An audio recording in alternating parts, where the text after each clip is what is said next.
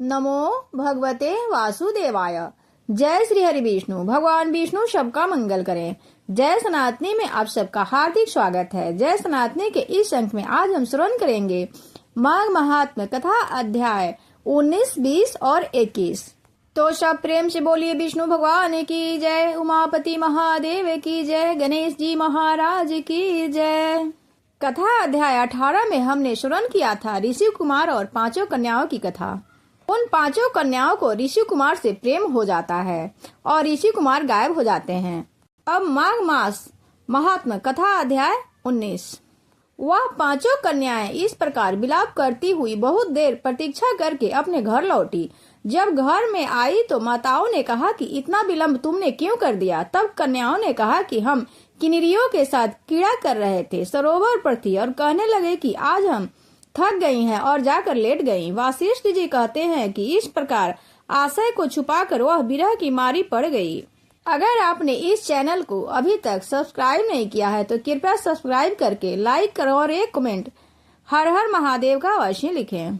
उन्होंने घर में आकर किसी प्रकार की क्रीड़ा नहीं की। वह रात्रि उनको एक युग के समान बीती। सूर्य नारायण के उदय होते ही वह अपने आपको जीवित मानती हुई माताओं की आज्ञा लेकर गौरी पूजन करने गई। गौरी पूजन करने वह कन्याएं वहां पर जाने लगी। उसी समय ब्राह्मण भी स्नान करके सरोवर पर आया।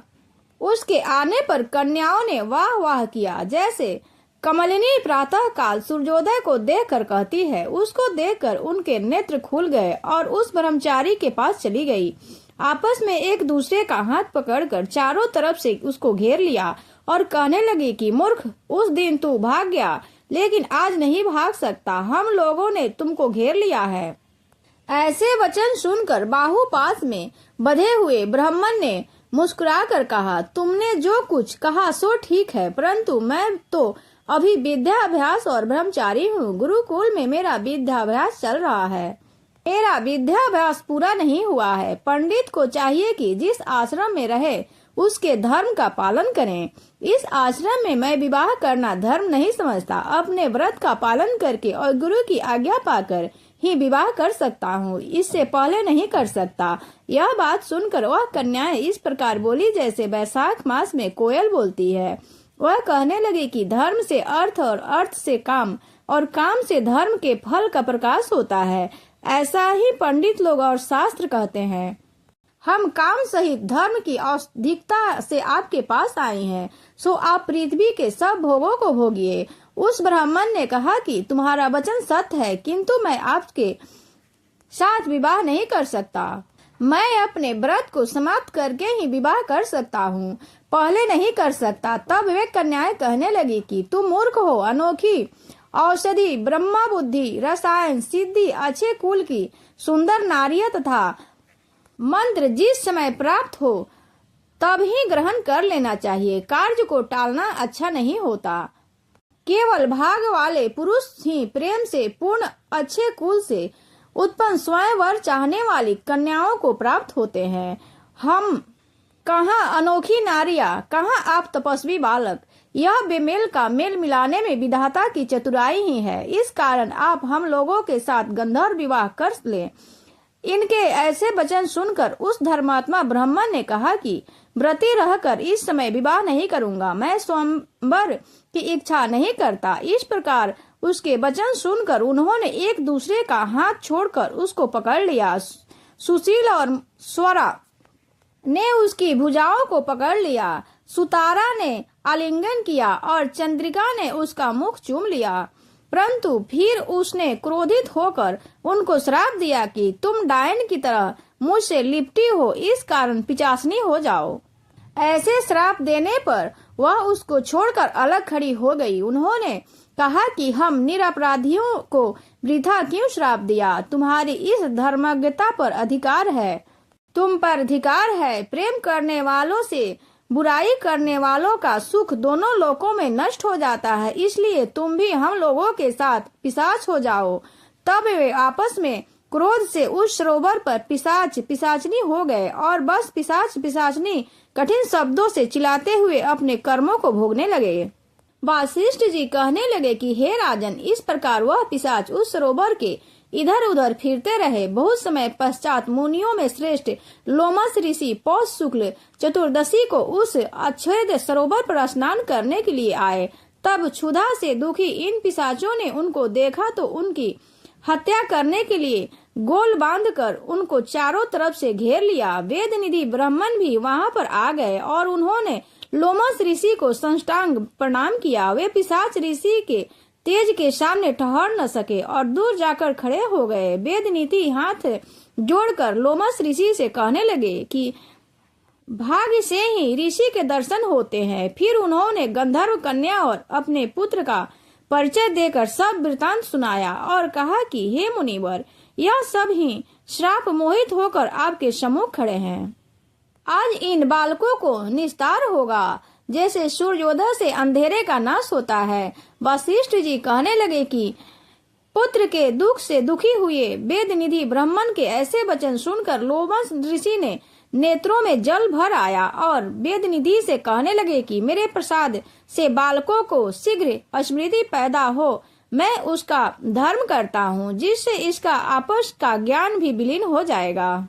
इस प्रकार कथा का 19वां अध्याय पूर्ण हुआ। प्रेम से बोलिए विष्णु भगवान की जय। माघ मास महात्म्य कथा अध्याय 20। वेद निधि कहने लगे कि हे ऋषि, धर्म को जल्दी ही कहिए, क्योंकि श्राप की अग्नि बड़ी दुखकारक होती है। लोमस ऋषि कहने लगे कि यह सब मेरे साथ नियम पूर्वक माघ स्नान करें, अंत में यह श्राप से छूट जाएंगे। मेरा यह निश्चय है, शुभ तीर्थ में माघ स्नान करने से श्राप का फल नष्ट हो जाता है। 7 जन्मों के पाप तथा इस जन्म के पाप माघ में तीर्थ स्थान पर स्नान करने से नष्ट हो जाते हैं। इस अक्षेद में स्नान करने से अवश्य ही मोक्ष की प्राप्ति होती है। राजसूय और अश्वमेध यज्ञ से भी अधिक फल का माघ मास में स्नान से होता है। अतएव संपूर्ण पापों का सहज ही नाश करने वाला माघ स्नान क्यों न किया जाए। इस तरह से कथा का 20वां अध्याय पूर्ण हुआ। सब प्रेम से बोलिए विष्णु भगवान की जय। अब माघ मास पुराण की कथा अध्याय 21।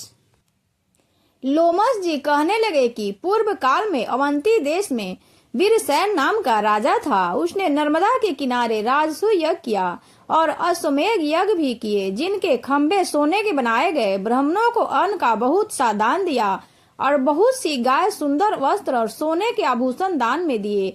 वह देवताओं का भक्त और दान करने वाला था। भद्रक नाम का एक ब्राह्मण, जो अत्यंत मूर्ख, कुलहीन, कृषि कार्य करने वाला, दुराचारी तथा अधर्मी था, वह भाई बंधुओं का त्यागा हुआ इधर उधर घूमता हुआ देव यात्रियों के साथ प्रयाग में आया और माघ में उनके साथ 3 दिन तक स्नान किया। वह 3 दिन में ही निष्पाप हो गया। फिर वह अपने घर को चला गया। वह ब्राह्मण और राजा दोनों एक ही दिन मृत्यु को प्राप्त हुए। मैंने इन दोनों को बराबर इंद्रलोक में देखा। तेज रूप, बल, स्त्री, वस्त्र और आभूषणों में दोनों समान थे। ऐसा देखकर उसके महात्म्य को क्या कहा जाए। राजसूय यज्ञ करने वाला स्वर्ग का सुख भोग कर फिर भी जन्म लेता है, परंतु संगम में स्नान करने वाला जन्म मरण से रहित हो जाता है। गंगा और यमुना के संगम की हवा के स्पर्श से ही बहुत से दुखों का नाश हो जाता है। बहुत सारे दुख नष्ट हो जाते हैं। अधिक क्या कहें, और किसी भी तीर्थ में किए गए पाप माघ मास में प्रयाग में स्नान करने से नष्ट हो जाते हैं। मैं पिशाच मोचन नाम का एक पुरान इतिहास कहता हूँ। इस इतिहास को यह कन्याएं और तुम्हारा पुत्र भी सुने, इससे उनकी स्मृति प्राप्त होगी। पुराने समय में देवधूति नाम का बड़ा गंभीर और वेदों की प्रांगत एक वैष्णव ब्राह्मण था। उसने पिशाच को निर्मुक्त किया था। वेद निधि कहने लगे कि यहाँ का रहने वाला किसका पुत्र और किस पिशाच को उसने निर्मुक्त किया। आप विस्तार पूर्वक यह कथा सुनाइए। लोमस ऋषि कहने लगे, किलपज्ञ से निकली हुई सुंदर सरस्वती के किनारे पर उस स्थान था। जंगल के बीच में पुण्य जल वाली सरस्वती बहती थी। वन में अनेक प्रकार के पशु भी विचरते थे। उस ब्राह्मण के श्राप के भय से पवन भी बहुत सुंदर चलती थी और वह वैन चैत्र रथ के समान था। वह जगह धर्मात्मा देवधूति रहता था। उसके पिता का नाम सुमित्र था और वह लक्ष्मी के वरदान से संपन्न हुआ था। वह सदैव आत्मा को स्थिर रखता, गर्मी में अपने नेत्र सूर्य की तरफ रखता, वर्षा में खुली जगह पर तपस्या करता, हेमंत ऋतु में सारस्वत सरोवर में बैठता और त्रिकाल संध्या करता। जितेंद्रिय और सत्यवादी भी था। अपने आप गिरे हुए फल और पक्षियों का भोजन कराता था। उसका शरीर सूख कर हड्डियां मात्र रह गई थी। इस प्रकार उसको तप करते हुए वहां पर 1000 वर्ष बीत गए। तप के प्रभाव से उसकी शरीर अग्नि के समान प्रज्वलित था। विष्णु की प्रसन्नता से ही वह सब कर्म करता। दधीचि ऋषि के वरदान से ही वह श्रेष्ठ वैष्णव हुआ था। एक समय उस ब्राह्मण ने वैशाख महीने की एकादशी को हरि पूजन कर उनकी सुंदर स्तुति तथा विनती करी। उसकी विनती सुनकर भगवान उसी समय गरुड़ पर चढ़कर उसके पास आए। चतुर्भुज विशाल नेत्र मेघ जैसा स्वरूप भगवान को स्पष्ट देखकर प्रसन्नता के मारे उसकी आंखों में आंसू भर आए और कृत होकर उसने भगवान को प्रणाम किया। उसने अपने शरीर को भी याद न रखा और भगवान के ध्यान में लीन हो गया। तब भगवान ने कहा कि हे देवदूति, मैं जानता हूँ कि तुम मेरे परम भक्त हो। मैं तुमसे अति प्रसन्न हूँ। तुम वर मांगो। इस प्रकार भगवान के वचन सुनकर प्रेम के मारे लड़खड़ाती हुई वाणी में कहने लगा कि हे देवाधिदेव, अपनी माया से शरीर धारण करने वाले आपका दर्शन देवताओं को भी दुर्लभ है। अब आपका दर्शन भी हो गया, मुझको और क्या चाहिए। मैं सदा आपकी भक्ति में लगा रहूं। भगवान उसके वचन सुनकर कहने लगे कि ऐसा ही होगा। तुम्हारे तप में कोई बाधा नहीं पड़ेगी। जो मनुष्य तुम्हारे कहे गए स्तोत्र को पढ़ेगा, उसकी मुझ में अचल भक्ति होगी। उसके धर्म कार्य संगा पांग होंगे। उनकी ज्ञान में परम निष्ठा होगी। इतना कहकर भगवान अंतर्ध्यान हो गए। इस प्रकार माघ मास महात्म्य कथा अध्याय 21 संपूर्ण हुआ। तब प्रेम से बोलिए विष्णु भगवान की जय, उमापति महादेव की जय, गणेश जी महाराज की